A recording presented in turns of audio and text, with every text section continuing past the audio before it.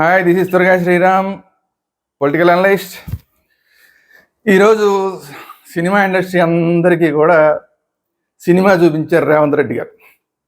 ఆయన చూపించదలుచుకున్న సినిమా చూపించాడు తప్ప ఆయన మాత్రం ఎవరిని పట్టించుకోలేదు. చుక్కలు చూపించాడు అంటారు సరే, అలాగా చుక్కలు చూపించి ముఖ్యమంత్రి అంటే ఎలా ఉంటుంది, ఒక ప్రభుత్వం అంటే ఎలా ఉంటుంది అనేది అందరికీ అర్థమయ్యేలాగా చూపించాడు.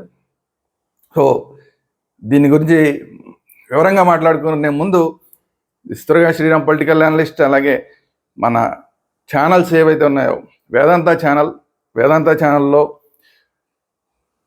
క్రికెట్ అంశాలు, పొలిటికల్ అంశాలు, సినిమాకి సంబంధించిన అంశాలు, జనరల్ అన్ని అంశాలు కూడా ఇందులో వస్తూ ఉంటాయి. కాబట్టి వేదాంత ఛానల్ ఇమీడియట్గా సబ్స్క్రైబ్ చేసుకోండి అందరూ. అట్ ది సేమ్ టైం ఈ పొలిటికల్ అంశాలు అన్నీ కూడా, పొలిటికల్ వీడియోలు వచ్చే పొలిటికల్ వేదాంత ఛానల్ కూడా అందరూ సబ్స్క్రైబ్ చేసుకోండి.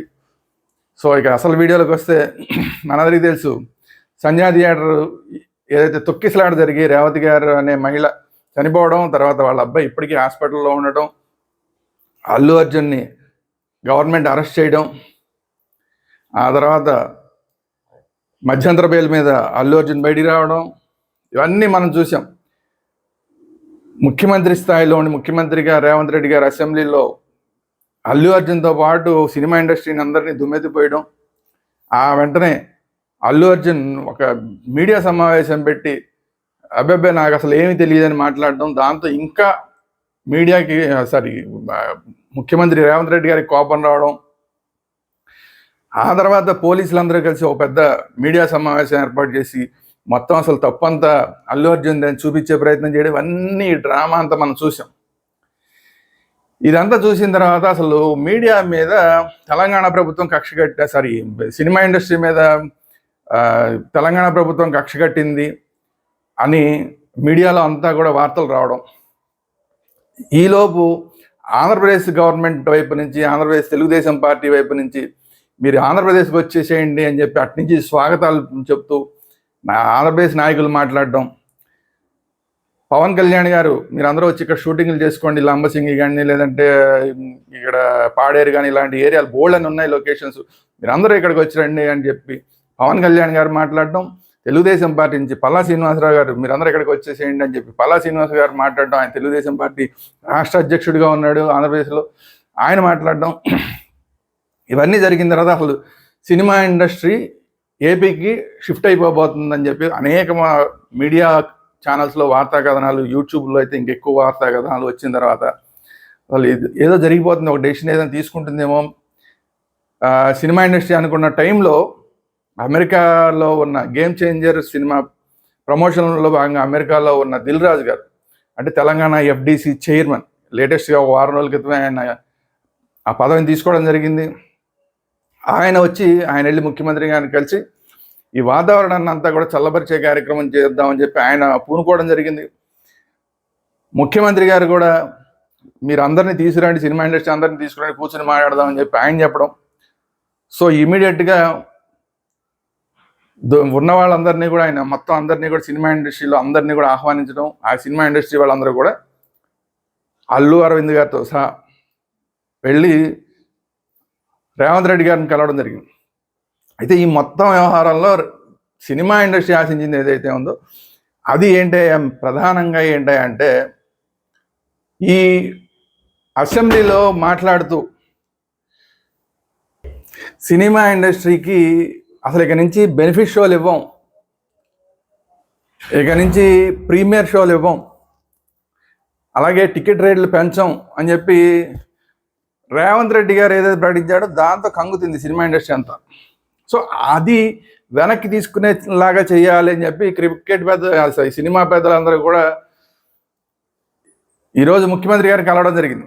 అయితే ఏంటంటే వెళ్ళి కూర్చోగానే వీళ్ళ గొంతులో పచ్చివెలకాయ పడింది. ఆయన మొదట్లో మాట్లాడమే ఆ పోలీస్ అధికారులను కూడా పిలిచి ముఖ్యమంత్రి గారు అక్కడ ఏం జరిగిందో వాళ్ళందరితో చెప్పించి అసలు సంజయ్ థియేటర్ సంఘటన జరగడం వల్ల చాలా సీరియస్గా తీసుకోవడం జరిగింది మేము అని ముఖ్యమంత్రి గారు మాట్లాడడం. ఉప ముఖ్యమంత్రిగా ఉన్న ఆయనేమో మాది ప్రజాప్రభుత్వం, అంటే పేదల ప్రభుత్వం, పేదవాళ్ళకు అనుకూలంగా ఉంటాం మేమని మాట్లాడి, ఏదైతే ముఖ్యమంత్రి గారు ఈ ప్రైస్ రేట్లు హైక్కి సంబంధించి, అంటే సినిమా టికెట్ రేట్లు పెంచుకునే విషయానికి సంబంధించి కానీ, అలాగే ప్రీమియర్ షోల అంశం కానీ, బెనిఫిట్ షోల అంశం కానీ, ఇవన్నీ ఏవి ఉండవని ఏదైతే అసెంబ్లీలో ముఖ్యమంత్రి గారు మాట్లాడాడు, దానికి ప్రభుత్వం కట్టుబడి ఉన్నది అని చెప్పి మొదట్లోనే చెప్పేశారు. దాంతో అసలు మాట్లాడడానికి సినిమా ఇండస్ట్రీ వాళ్ళకి ఇంకో ఛాన్స్ లేకుండా పోయింది. దీనికి మా ప్రభుత్వం కట్టుబడి ఉంది అని చెప్పి ఇప్పుడు మీరు చెప్పండి ఏం చెప్తారో అంటే ఇంకేం మాట్లాడతారు. సో ఇదో వెళ్ళాం కదా అని చెప్పి సరే ఒక్కొక్కళ్ళు ఒక్కొక్కటి మాట్లాడారు, మేము ప్రభుత్వాన్ని సహకరిస్తాం అది ఇది ఏదో చెప్పి ఇప్పుడు అసలు కాంగ్రెస్ గవర్నమెంట్ వల్లే ఇదంతా కూడా ఈ సినిమా ఇండస్ట్రీ హైదరాబాద్ రావడం జరిగింది, చెన్నైకి రావడం జరిగింది, చెన్నై నుంచి హైదరాబాద్ రావడం జరిగింది.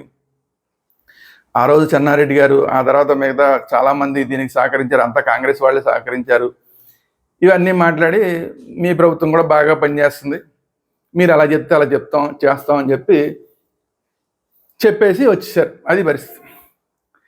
సరే పోనీ అలా వచ్చేద్దాం కదా అనుకుంటే పోనీ రానిచ్చారా ముఖ్యమంత్రి గారు అంటే రానివ్వాల. వీళ్ళందరినీ కూర్చోబెట్టి మేము ఇవి ఇవ్వం, ప్రైస్ రేట్లు పెంచాం, టికెట్ రేట్లు పెంచాం, బెనిఫిట్ షోలు ఇవ్వం, అలాగే మిగతా షోలు స్పెషల్ షోలు ఏవైతే మీరు అడుగుతున్నారో ఆ షోలు ఇవ్వం అని చెప్పిన మాత్రమే కాకుండా మీరు బాధ్యతగా ఉండాలి. ఇప్పుడు ఎదురు వాళ్ళందరూ చెప్పింది విన్న తర్వాత ఎదురు క్లాస్ పీకింది ఏంటంటే సినిమా ఇండస్ట్రీ క్లాస్ పీకడం మాత్రమే కాదు, క్లాస్ పీకడంతో పాటు మీరు ఇది చేసి తీరవలసిందే అన్నట్లాగా చెప్పింది ఇప్పుడు తెలంగాణ ప్రభుత్వం. ఏంటయ్యా ఏమేంటి చేసి తీరాలి అంటే ముందు బాధ్యతగా ఉండాలి. బాధ్యతగా ఉండాల్సింది హీరోలే బాధ్యతగా ఉండాలి. ఇలాంటి ఈ బాక్సర్ల వల్ల చాలా డిస్టర్బెన్స్ జరుగుతుంది. ఈ బాక్సర్ల డిస్టర్బెన్స్ అనేది లేకుండా చూసుకోవాల్సిన బాధ్యత హీరోలదే, లేదంటే సెలబ్రిటీలదే. అలాగే అభిమానులను కంట్రోల్ చేసుకోవాల్సిన బాధ్యత కూడా సెలబ్రిటీలదే అని స్పష్టంగా చెప్పారు. అంటే ఇది పోలీసులు ఉండాలి ఇవన్నీ చెప్తున్నారు కదా, మీరే బాధ్యత వహించాలి అని చెప్పి డైరెక్ట్గా చెప్పడం జరిగింది. అన్ని వేల మందిని పోగేస్తాం మేము అంటే దానికి బాధ్యత మీరే వహించాలి, అక్కడ ఏం జరిగినా దానికి బాధ్యత మీదే అని చెప్పడం మాత్రమే కాకుండా ఏదైతే తెలంగాణ గవర్నమెంట్ ఈ డ్రగ్స్ విషయాన్ని చాలా సీరియస్గా తీసుకోవడం జరిగింది. ఆ డ్రగ్స్ విషయంలో ఎవరన్నా కనుక సెలబ్రిటీలు ఇలాంటి వాళ్ళు సినిమా ఇండస్ట్రీ వాళ్ళు కానీ ఎవరన్నా ఉంటే కనుక వాళ్ళ మీద సీరియస్ యాక్షన్ తీసుకుంటామని ఒకటి చెప్పారు. రెండోది ఈ డ్రగ్స్ విషయంలోనూ తర్వాత ఆడవాళ్ళకి సంబంధించిన వాళ్ళకి యొక్క దీన్ని పెంచడం కోసం కొన్ని వీడియోలు చేస్తాం మేము, దానికి మీరు సహకరించాలి. అంటే సినిమా హీరోలు వీటన్నిటిలో నటించాలి. అంటే డ్రగ్స్కి ఎగనెస్ట్గా క్యాంపెయినింగ్ చేయడంలోనూ మహిళలకి అనుకూలంగా క్యాంపెయినింగ్ చేయడంలోనూ చేసే ఆ క్యాంపెయినింగ్లో సినిమా సెలబ్రిటీలందరూ కూడా దాంట్లో పార్టిసిపేట్ చేయాలి అని చెప్పి ఆల్మోస్ట్ హుకుం జారీ చేయడం జరిగింది. ఇది మాత్రమే కాకుండా ఇంకా కొన్ని విషయాలని మీరు ఇవి చేసి తీరాలి అని ఇంకా కొన్ని విషయాలను కూడా రేవంత్ రెడ్డి గారు చెప్పడం జరిగింది. అవేంటయ్యా అంటే టెంపుల్ టూరిజం, ఎకో టూరిజం ఈ రెండింటికి కూడా మీరు సహకరించాలి. అంటే టెంపుల్ టూరిజం కోసం, ఎకో టూరిజం కోసం కూడా ఈ టూరిజం శాఖకి సంబంధించిన వీడియోలు తయారు చేస్తాం. వీటిలో కూడా హీరోలు సెలబ్రిటీలు నటించాలి అనేది ఒకటి. తర్వాత తెలంగాణ రాష్ట్రంలో కులగణన సర్వే అనేది జరుగుతుంది. ఈ కులగణన సర్వే మీద చాలామందికి అపోహలు ఉండటం వల్ల ఎవడు పార్టిసిపేట్ చేయట్లేదు. సో దాని మీద అవగాహన కల్పించడం కోసం చేసే కార్యక్రమాల్లో అంటే డైరెక్ట్గా మరి దాన్ని ఎలా ప్లాన్ చేస్తారో తెలియదు. వీడియోలు లాంటివి చేస్తారా, చేసి రిలీజ్ చేస్తారా థియేటర్లో, లేదంటే డైరెక్ట్గా ఎక్కడ క్యాంపెయినింగ్ ప్రోగ్రాంలు డైరెక్ట్గా పెడతారా, దాంట్లో కూడా ఈ సెలబ్రిటీలు అందరూ ఖచ్చితంగా పాల్గొవాలని చెప్పి అదొక హుకుం జారీ చేయడం జరిగింది. దీంతో పాటు ఇంకోటి ఏంటంటే సెస్ ఒకటి విధిస్తూ ఉన్నారు ఖచ్చితంగా. అంటే ఇప్పుడు వీళ్ళకి అసలు వీళ్ళు వెళ్ళింది దేనికి, మాకు బెనిఫిట్ కలిగించండి అయ్యా బాబు అని అడగడానికి వీళ్ళు వెళ్తే, అంటే టికెట్ రేట్లు పెంచమని అడగడానికి వీళ్ళు వెళ్తే, టికెట్ రేట్లు పెంచము అని చెప్పడం కాకుండా మీకు ఈసారి నుంచి ఇచ్చే టికెట్లు ఏవైతే ఉన్నాయో వాటి మీద సెస్ అదనంగా విధిస్తామని. ఆ సెస్ ఎవరికి వస్తుందంటే గవర్నమెంట్కి వస్తుంది. అంటే వాళ్ళ బెనిఫిట్ కోసం అని చెప్పి సినిమా ఇండస్ట్రీ వెళ్తే వీళ్ళ బెనిఫిట్ చూసుకునే కార్యక్రమం గవర్నమెంట్ చేసింది. సెస్ విధిస్తాము, ప్రతి టికెట్ మీద కూడా కొంత సెస్ విధిస్తాము. ఆ సెస్ని తీసుకెళ్ళి ఏంటంటే కొన్ని స్కూళ్ళకి ఖర్చు పెడతామని చెప్పారు. ఈ సెస్ని ఏంటంటే ఇంటిగ్రేటెడ్ స్కూల్స్ ఉంటాయి, వాటి డెవలప్మెంట్ కోసం ఖర్చు పెడతాం. అలాగే SC హాస్టల్స్ లాంటివి ఉంటాయి, వాటిల్లో సౌకర్యాలన్నీ డెవలప్ చేయడం కోసం ఈ డబ్బులను ఉపయోగిస్తాము. అందువల్ల ప్రతి టికెట్ మీద సెస్ విధిస్తామని చెప్పడం జరిగింది. అంటే తర్వాత ఏం జరిగింది? ఇప్పుడు ఈ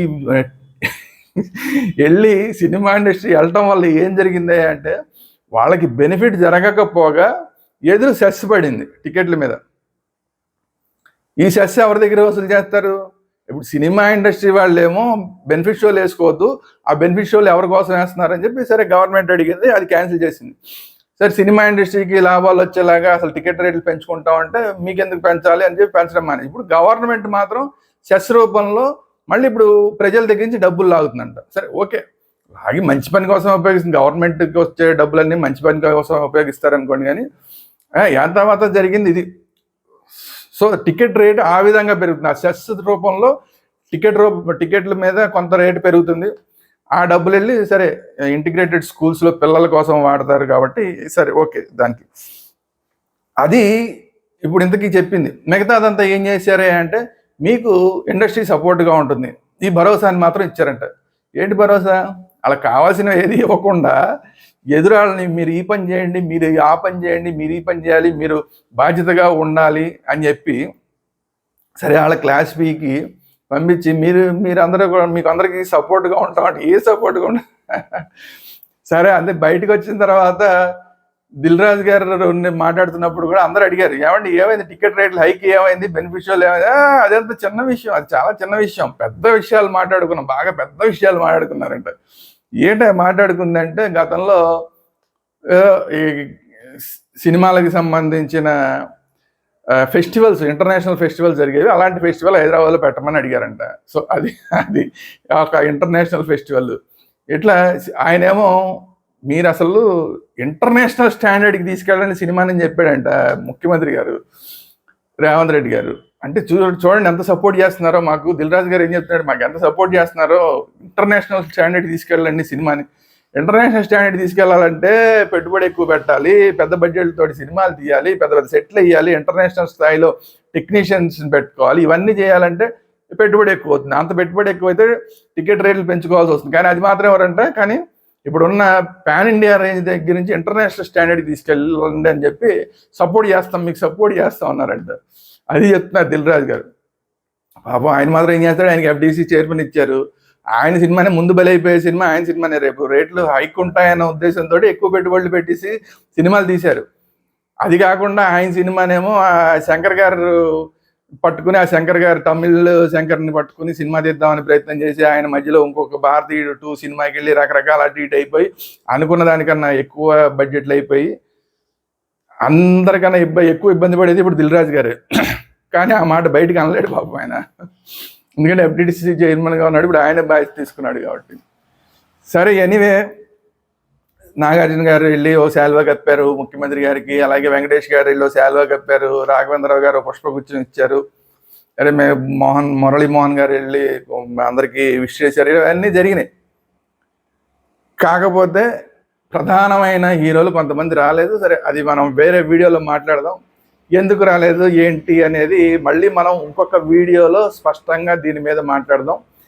అసలు ఏంటి ఈ మీటింగ్ని పట్టించుకోవాల్సిన అవసరం లేదని కొంతమంది సెలబ్రిటీలు ఏమైనా అనుకున్నారా, కొంతమంది హీరోలు ఏమైనా అనుకున్నారా, లేకపోతే ఈ మీటింగ్ వెళ్తే ఉపయోగం లేదని ఏమైనా అనుకున్నారా? ఎందుకంటే బయటకు వచ్చిన తర్వాత వాళ్ళందరి మొహాలు మాడిపోయే ఉన్నాయి. ఎవరికాళ్ళు ఎవరు మాట్లాడకుండా వెళ్ళిపోయారు. ఒక దిల్ రాజు గారు తప్ప ఇంకెవ్వరూ మాట్లాడలేరు. అది ఎవరికాళ్ళు కార్లు ఎక్కి వెళ్ళిపోయారు. సో దాన్ని బట్టే రిజల్ట్ ఏంటి అనేది అర్థమవుతుంది. అదే ఆంధ్రప్రదేశ్లో ఇలాగే ఫిల్మ్ ఇండస్ట్రీ గురించి జరిగితే ఒక మీటింగు, అప్పుడు చిరంజీవి గారు మాట్లాడారు, మిగతా హీరోలు అందరూ మాట్లాడారు, కొంతమంది మాట్లాడారు, ఇవన్నీ జరిగినాయి. అక్కడ మినిస్టర్ మాట్లాడారు, ఇవన్నీ ప్రస్తుతం మాట్లాడడం జరిగింది. కానీ ఇక్కడ ఏమైంది, ఒక దిల్ రాజు గారు తప్ప మిగతా ఎవరు మాట్లాడలేదు. ఎవరికాళ్ళు వచ్చిన వాళ్ళు వచ్చినట్టు కార్లు ఎక్కేసి వెళ్ళిపోయారు. దీన్ని బట్టి అసలు ఏంటి రిజల్ట్ ఏం జరిగింది అనేది మనకు అర్థమవుతుంది. కానీ దాన్ని మనం ఇంకొక వీడియోలో మాట్లాడదాం, ఇంట్రెస్టింగ్గా ఉంటుంది. ఎందుకంటే చిరంజీవి గారు రాలేదు. చిరంజీవి గారు అసలు ఈ మీటింగ్కి అసలు ఆయన లేకపోతే ఇంకా అసలు ఏం మీటింగ్లో మరి నాకైతే తెలియదు, కానీ సరే ఆయన రాలేదు. సినిమా పెద్ద, అసలు అందరికన్నా సినిమా పెద్ద ఇప్పుడు రాసనారాయణ గారి తర్వాత ఆయనే. సో ఆయన రాలేదు, బాలకృష్ణ గారు రాలేదు, మహేష్ బాబు రాలేదు, ప్రభాస్ రాలేదు, రవితేజ్ రాలేదు, ఇట్లా చాలా మంది రాలేదు. సరే వీళ్ళందరూ ఎందుకు రాలేదు ఏంటి అనేది ఇంకొక వీడియోలో మాట్లాడదాం. సో ఇది ఈ వీడియో నచ్చినట్టయితే మీకు లైక్ చేయండి, మీ అభిప్రాయాలు ఏంటనేది కామెంట్ రూపంలో తెలియజేయండి. సినిమా వాళ్ళకి ఏ విధంగా సినిమా చూపించారో రేవంత్ రెడ్డి గారు, ప్రభుత్వం అంటే ఏంటి, ఎలా ఉంటుంది అనేది, ఎలా రుచి చూపించారో మీకు కూడా అర్థమవుతుంది. కాబట్టి ఈ వీడియో అందరికీ షేర్ చేయండి. అలాగే మన ఛానల్స్, వేదాంత ఛానల్ సినిమా అంశాలు మాత్రం, సినిమాకి సంబంధించిన ఇంటర్వ్యూలు కానీ, లేదంటే సినిమా రివ్యూలు కానీ, అలాగే సినిమాకి సంబంధించిన అనేక అంశాలు వచ్చే సినిమా వేదాంత ఛానల్ని సబ్స్క్రైబ్ చేసుకోండి. Thank you very much.